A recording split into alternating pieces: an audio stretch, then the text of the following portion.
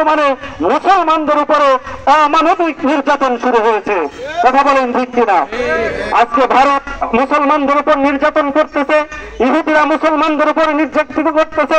পুরা পৃথিবীর ইহুদিরা একত্রবদ্ধ হয়েছে, ঐক্যবদ্ধ হয়েছে যে কিভাবে পৃথিবীর বুক থেকে ইসলামকে নিশ্চিহ্ন করা যায়, কিভাবে পৃথিবীর বুক থেকে মুসলমানদেরকে নিশ্চিহ্ন করা যায়। আজকে মুসলমানরা ঐক্যবদ্ধ হইতে পারে নাই, কিন্তু ইহুদিরা সকলে ঐক্যবদ্ধ যে এই দেশে আর কোনো, এই পৃথিবীতে কোনো মুসলমান তারা রাখবে না, এই পৃথিবীতে কোনো ইসলাম তারা রাখবে না, এই পৃথিবীতে দিন বলতে কোনো ধর্ম থাকবে না, তারা সকলে ঐক্যবদ্ধ।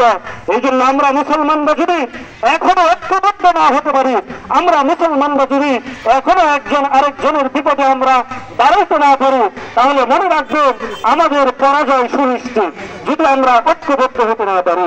এই জন্য একজন বলেছে, যদি তুমি একা চলো তাহলে তুমি ব্যক্তি।